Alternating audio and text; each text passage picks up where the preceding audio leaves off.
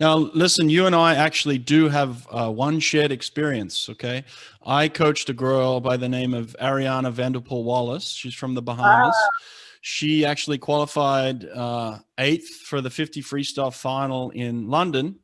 So I was there as her coach. It was just there was three people. It was her, myself, and then the massage therapist. That was our whole swim team for the I Bahamas. didn't know that. Sorry. Oh, Yeah.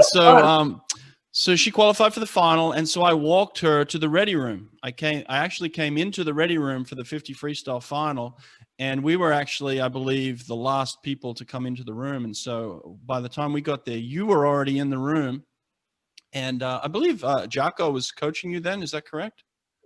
yeah. I think Jocko was in the ready room with you. And our experience was Ariana, when she walked in, she told me this later. She told me that she felt like she didn't belong. Like all of a sudden, she saw all these superstar women. She saw all these incredible athletes. And it was almost like she felt like, wow, I can't believe I'm here. I don't know if I belong. Like she had a lot of mixed emotions.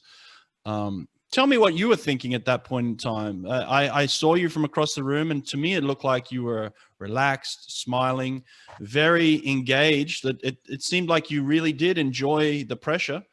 But what were you thinking in that moment? To be honest, I really don't know. I just know that I just had one job to do back in London, and I just reminds me that I just uh, wanted to swim at my best. And first we had the 100 free, and after I finished, the first thing is, oh, it was not a good race. So when I looked at the scoreboard, I saw number one, and I saw that I won that race. But the first thing, because I was so taught to swim, to focus on the race, not on the result. So in my head, back with the start that wasn't good, and the finish that could have go a little bit better. I actually saw that. I watched your race right before we got on this interview. I watched your 100 freestyle and your 50 freestyle, and there was two different reactions. I could actually see your thinking at the end of the 100. Like it was almost like, you weren't thrilled with the result like you would normally think someone who just won the Olympics. It was like there was a little bit of disappointment. It's so stupid because, I mean, when I look when I see myself finishing and just smiling, but being really, well, I don't know, not disappointed, but really calm. Yeah. Mm-hmm.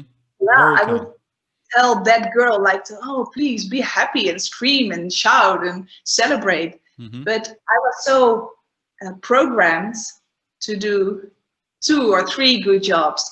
So the 50 was coming 2 days later, and I just thought, check, 100, check, it's been good. Now we're going to the 50. So what do I have to do next? It's just prize ceremony, cool down, going back to the village, rest, relax, recover, and go for the 50. And so after the 50, after I finished the 50, there was the relief and the celebration phase.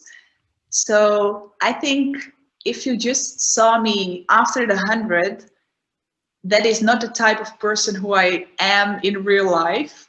I mean, I can be calm, but I really like to celebrate. And I have to say that I really celebrated the gold medals. And what was really special about the 50 free is that I didn't just won, but my teammate Marleen Veldhuis, she took the bronze medal. Mm-hmm. So it was kind of a double celebration to celebrate the victory with her on the podium. Yeah. That made me maybe even more happier. Yeah, but then the first thing after I touched the wall was like, okay, it was a really bad finish, and my start wasn't good as well. I didn't swim my best races, and maybe maybe it's the thing that I'm still competing right now, because I didn't show my best race, especially at Olympic. final. It's like you're never truly satisfied. You haven't gotten out of yourself that one race where you feel like that's the one, that's everything I've got, that was perfection. You're still chasing that perfection.